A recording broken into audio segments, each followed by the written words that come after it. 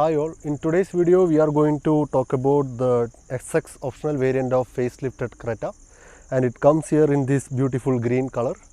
And this particular car over here has a 1.5 liter petrol engine which is naturally aspirated, and it is mated with a IVT transmission. So let's talk about the front of this car. It has lot of square blocky designs in the front which has happened due to the facelift. Not just the facelift design has changed, it has a lot of additional features also added to the car. If we start from the front, it has this black chrome grille elements which looks good, and there is a connected headlamp in this variant which is XS optional, and there is an LED headlight over here. The position of LED headlight has been moved down, but it has also taken away the fog lamps from the bottom. And if you look closely, you can see this bash plate mimicking aluminum finished plastic part. Even though it's a plastic part, it is not functional as a bash plate, but it looks really good. And in the center over here, you can see the radar sensor which is used for the ADAS level 2 features, and it doesn't work just alone. It has some other supporting components like the front camera over there and the other sensors around the car. And now if you look at the complete design of this car, the Creta, as you all know, it's a very big car which is around 4.3 meter long, and the nose is really long. And now let's look into the side of this car.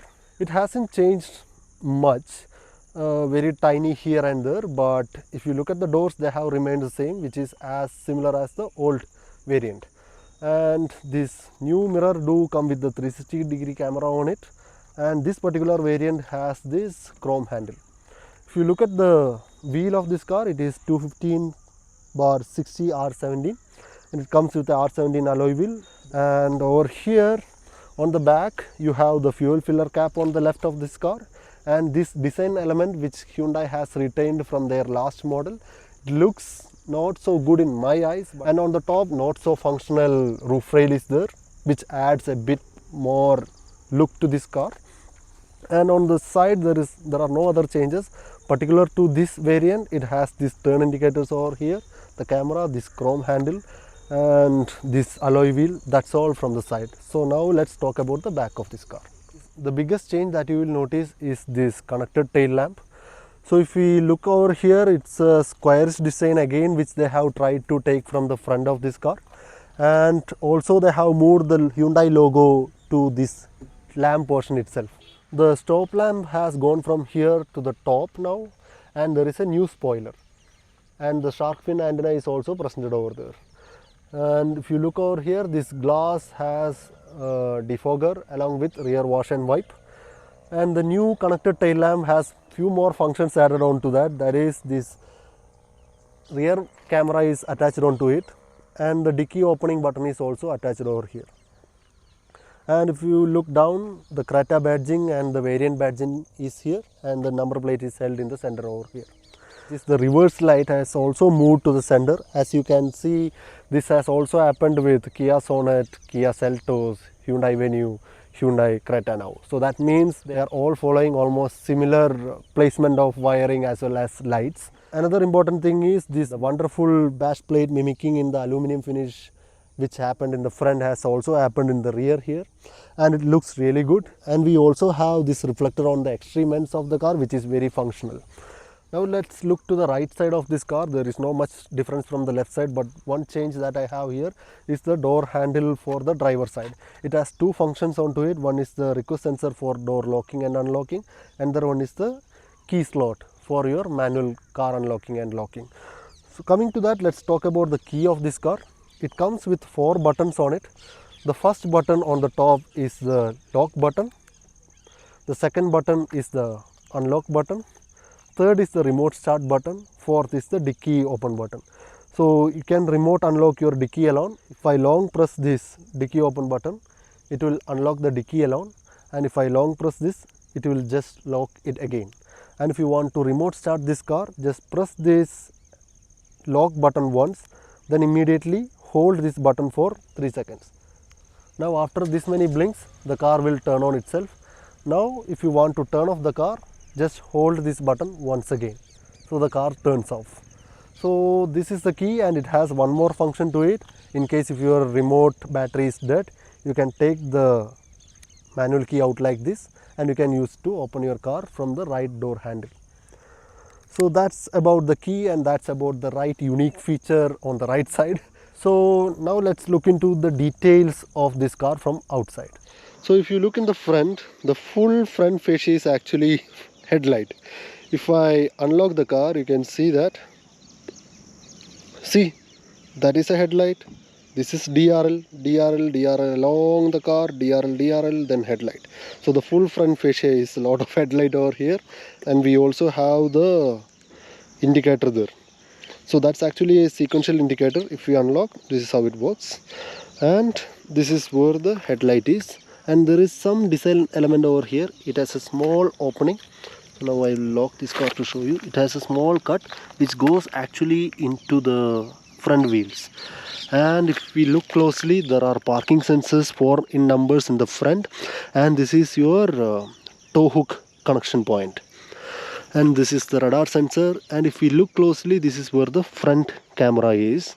On the right side, this is the alloy wheel, and it has a asymmetric design. It has a disc wheel in the front. This is the tire specification, and we have this cladding all around the car. And if we look from here, the nose is very long, and the front wiper washer fluid sprayer is placed over here, and the wiper is very normal one. And this is where you can see the ADAS supporting front camera. And now coming to the side, this is the side mirror, and this is where the 360-degree camera's one side camera. And this is the aluminum bash plate beamer which we saw in the front, which has gone all the way to the back. On the way, that has got extended to the side also. And this is the door handle, and this is the mirror. This is this element that I don't know why they have put it there. And again, this is the fuel lid, and this is the rear of the car in detail. These are the defogger lines. This is where the wiper washer fluid sprayer is, and this is the wiper, and these are the defogger lines. And if you want to look in detail, see, this is where the Hyundai logo got tucked in. Rear view camera, the button for dicky opening, number plate lights, number plate over here, rear parking sensors on two on this portion and two over here and there. And this is where you can put the tow hook when you want to pull something. And coming to the right of this car, this is the handle I was talking about, which has the request sensor and the key position. And they have a small badge over here which says it's a auto car.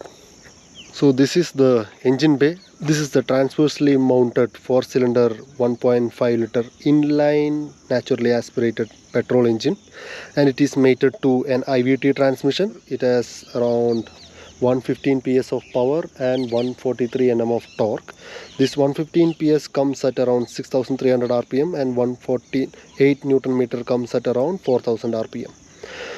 And this, you can observe that there's a lot of room here, which means the crumble zone is really good for this car. Now let's talk about the interior of this car and a driver oriented view. So over here on the right, you have this steering wheel which has around 4 spokes, and there are paddle shifters behind it, and the light controls on the right, wiper controls on the left, and the digital infotainment system as well as the digital driver information system. So from here, if you look at it, you will feel like it's a single pane display, but actually it's a dual pane. There is a brake somewhere in between here, but the steering is going to give you a feel that it's a single pane. And it also has got multiple drive modes into that. I will explain it later. So if you look at the interior, it's a dashboard that has not just the dashboard, the whole interior of this car has a dual tone, which is first this light gray and again a dark gray. And there are a lot of piano finished black parts in this car and some more aluminum finished lines. And there is one standout color that I observed here is the copper red over here. I don't know why. And then let's look at the door pad of this car. From driver side, you have this many controls over here. This is the mirror adjustment. This is mirror folding. This is central locking.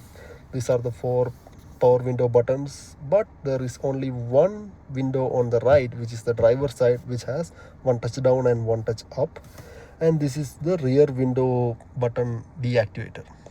And this is how the handle for door opening, it's in an aluminum finish. And if you open here, you can see that there is a lot more on this door. That is this document holder. There is a bottle holder here. There is a very small pocket here. And if you look at the material, there is only this much, which is the leather portion. Remaining everything is a hard plastic. This is hard plastic, hard plastic, hard plastic, hard plastic, hard plastic. And the one thing that stands out is this Bose logo, which means it has a Bose audio system. There is a speaker here and there is a tweeter here. So let's get back into the car. If you look to the right, there is a magnet here for keeping some photo, something like that, but it is not definitely capable of holding a phone there. This is your AC vent on the right. This is some controls where this headlight height adjustment. This is traction control off. This is your parking mode on off. This is your engine auto cut off on off. This is your engine start stop function button. And if you come to this side, this is where the central infotainment system is. This is a very large display, and this is the another important part, which is the dual zone climate control system. If you press a button here, it can act as dual zone. If you press this button, it can act as a single zone. And these buttons over here are actually part of this infotainment system. These buttons do support all the mode changes over here, and this is the power off on for your central infotainment, and this is the tune enter function. And if we look over here, this is the two AC vents for the central portion, but as it continues, it is becoming a small pocket where you can keep some things, but I don't feel like it's a good place to keep something. It can fall out, but considering the acceleration of this particular car, I feel like it can keep things over there. And there is a piano black finished area which has a small aluminum finished line in there. At the end you have a AC vent, but I am not a big fan of this piano black finish because it reflects a lot. So whenever you are driving, you are going to have a lot of reflections that are continuously varying as per the road conditions, and this is going to take your attention off. And now if we come to the center portion, this is where we have the wireless charging function indication. Next is the type C charging point, 12 volt socket with 180 watt capacity, and USB point. And if we come to the center again, this is our gear knob. It looks really good, and there is a small button over here holding which you have to change the gears. Next, there are 5 modes: park, reverse, neuter, drive, and sport, in which you have the manual mode. And on the right you have the drive mode selector. If you toggle it to the right, it becomes normal. Now it is sport. Left, it goes to normal, again eco. And now if I want to change the traction, again I have to press on this, then it goes to the traction. I can toggle it between snow, mud, and sand. And if I have to change from these traction modes, I have to go back to the drive and change it once, then all the modes will be changed. Now I can come back to normal. And next to that we have the handbrake, which is electronic handbrake, which is amazing to use. Till date I was not a big fan of handbrake in electronic mode, but now I am a big fan of this because handbrake engaged, disengaged, that's all it is. So it's amazing thing to have. And the next button over here is the auto hold. Auto hold means if you are in a normal handbrake car, imagine you have put it into the neuter and you are going to leave your handbrake and leave your foot brake, then the vehicle will start rolling. So whenever you are in a traffic, you have to always put to the neuter and you have to pull the handbrake or do this. But if you have your auto hold engaged, if you engage this, you can see here there is a auto hold thing that came here. So now if I come back, if I put this auto hold, even if I leave the brake, the vehicle is not going to roll. So whenever you are in traffic, if you put the vehicle into the neuter, you don't have to always pull the handbrake. The vehicle will hold itself, and whenever you give a small tap on the accelerator after putting into the drive mode, auto hold disengages. So that's a really good helpful feature there. Next to that we have the ventilation. If you press this button, it will go to the 3 levels. You can lower it. There is no heating, there is only ventilation, no cooling, no heating. On the left side we have the passenger side control for it. After that we have the 360-degree camera here. You press this button, in the center display you get this 360-degree camera. And I would like to appreciate Hyundai for bringing this bird's eye view. It's amazing, really helpful. And wonderful thing is, if you go to this, there are so many different modes. And this is the just front view. And if I select this, I get a perfect top view of the hood. And it can even have these dynamic steering angles. Then if I go to this view, it gives me front to wheels. So whenever you are taking a turn, you can have a very close look where your wheel is actually going through. Next thing over here is the rear view. In rear view you have either narrow view or you have a super wide view. Another thing is the bird's eye view. Look at the transition. I want to check whether it is going to change that from any other view. If I take this view and if I put a bird's eye view, wow, it actually switches from whichever view you have to this bird's eye view with a wonderful transition. And next you have some settings here if you want to do any changes in the display content for this. And another important thing is these lines that you see here are really helpful. You might know that many people, when they drive their car, they don't leave the space on the right or left whenever they take a turn. And this system helps you a lot. If you take a turn to the left, as you change your steering angle, see that this yellow line on the back, that says your rear wheel is going to pass through this. So leave some space there. Now if you put it to the reverse gear, look at this. It is showing your front wheel is going to come through this. So that when you are going back, if you are going to turn left, the dynamic guidelines show you where your back is going already, but at the same time the vehicle is telling you your front of the vehicle is going to take this much space. If I make a turn to the right, see that changes there. So coming back to the center, you have two cup holders over here. You open this center armrest, we have a small storage area. Let's look into the passenger seat. The seats, Hyundai claim that they have a piping leather stitching seat here. It looks really good. I really like it. It's finished fantastically. And it's a manually adjusted seat. Why should I say it's manually adjusted? Because the driver's seat is power adjusted. You have this many adjustments here.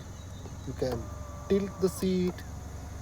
You can forward, backward, increase the height, reduce the height, rear angle changes. So there is around 8 ways of power adjustment in this driver's seat. So from interior, it's a fantastic car. Now look to the top, the IRVM. The IRVM has 3 buttons on this. This is for SOS, this is for tow assistance, this is for Blue Link. And on this side you have your ADAS support camera. And on the top, whatever you see here is for the auto dimming. And now let's look into the top of this car, which has this amazing panoramic sunroof. And this button over here is for your light activation if you open the door. This if you want to turn it on manually. This is if you want to global turn on. So when it comes to the sunroof, there is 2 steps to the back, 2 steps to the front. The first step to the back just opens the blind. One more step opens this window. If I make one step to the front, it just closes the window. If I make just one step to the front, it just brings the shadow back. That means if you want to differentiate between activating the shadow and the glass, you have to do single step activation. At the same time, if you want to open both together, you can make dual step. Now the shadow has gone back. Next, the glass pane has gone up. Similarly, if I want to close it completely along with the shadow, I have to do dual activation. I have to do the dual step to the front. Now the glass pane is closed, plus the shadow is also closing it.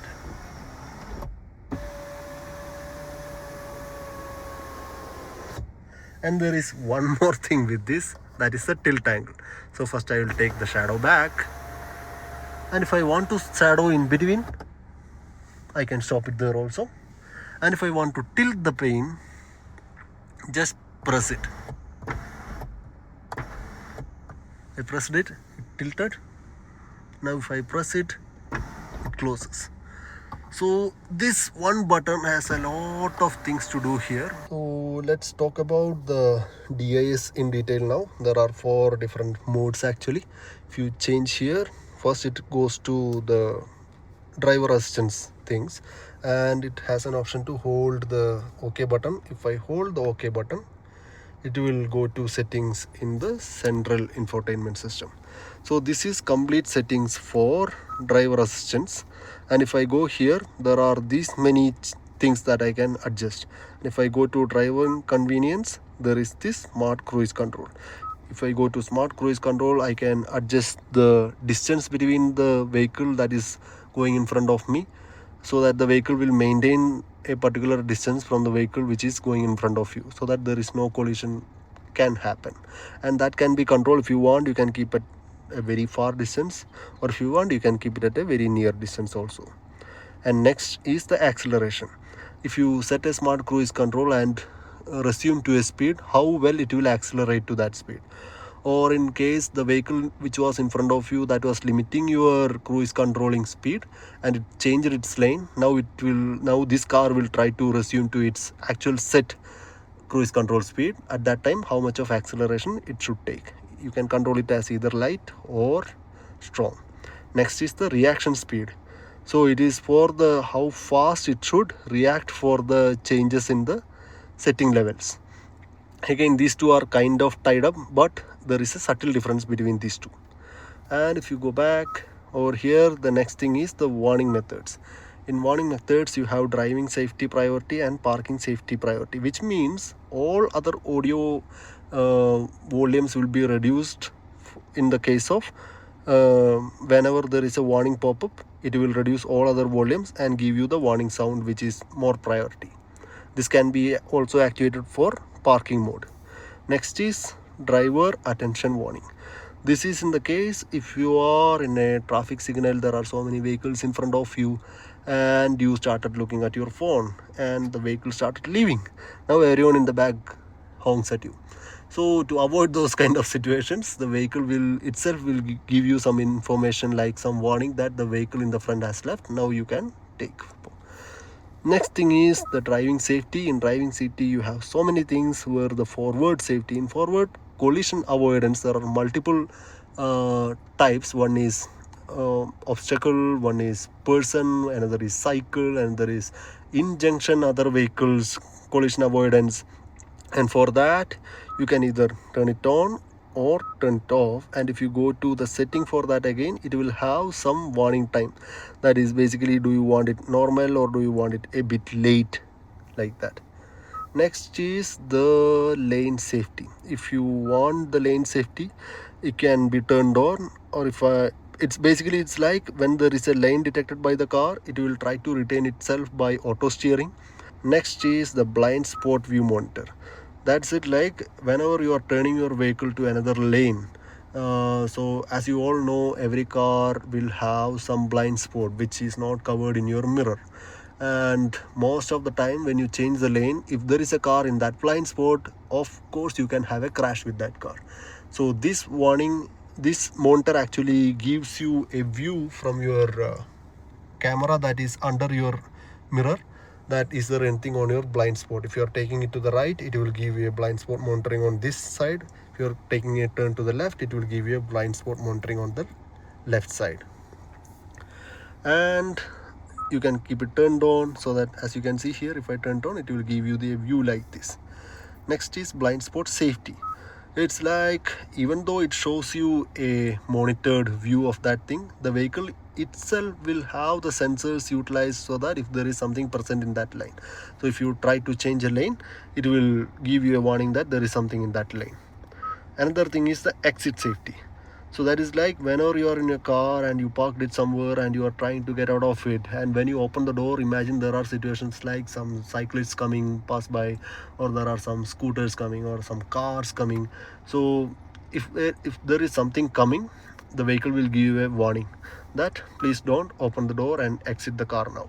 But there is no mechanism to stop the door from opening. It can just give you a warning there. Next is parking safety. So there is this surround view monitor auto on. So whenever you are in a very low speed and you are taking out of a parking lot kind of situations, the vehicle will automatically activate the surround view monitor. Next is parking distance warning auto on. That is like when you are again in a very small speed, and if there are any things that are in your parking, not what it meant by parking is anything that is very close by. If there is something very close by, it will give you a warning. Next is rear cross traffic warning. So it's like if there is something in the back of your car and you are coming out of a parking lot, and if it detects something present over there, even if you don't apply the brake, the vehicle will brake itself. First it will give you a warning, then it will stop itself. So these many driver assistance settings are there. Now let's come back to the info here itself, and now if you change the mode, it goes to the trip related stuff. The bottom mode is the digital speedometer. Next thing on the top is your auto stop timer. It's basically whichever cars that are equipped with auto engine cutoff feature, it is going to show you that this many hours it has stopped and cut off the engine during any situation. Next is the since last reset, is one trip meter actually. Next is a since refueling, it is a automatic resetting meter. Another thing is your current trip meter. Next info is your turn by turn navigation. Whenever there is no navigation, the compass pops up. Next thing is your information on your tire pressure. So these many are the settings that you can see from here. Next things are over here. You can see the steering symbol is for lane auto lane keep assist. Next is lane keep assist warning. This is auto engine cutoff. This is seat belt. This is your driving mode. This is your instant fuel economy. This is your average fuel economy. This is your odometer. This is your engine temperature. This is the engine tachometer. This is the fuel gauge, speedometer, distance to empty, the electronic brake auto hold function, electronic brake engaged or not, outer temperature, exterior temperature. So there are so many other things that can come into this screen, but hopefully they don't come like the engine warnings. There are so many other warnings that can also come, and this can again change as per the mode settings. If I take the mode to sport, this is how it changes. If you look closer, you can see it is not just the color, it is also changing the font as well as the design, which is the carbon fiber kind of a design inside. And if I go to normal, you can see that it is very normal now. And if it goes to eco, it's very different. So not just the color, they have even tried to change the complete experience, like the user experience is very different. This is how the interior feels in the night with all this lighting and things. And if we look to the left side in front of the passenger, this is where we have the small pocket which has some ambient lighting in it.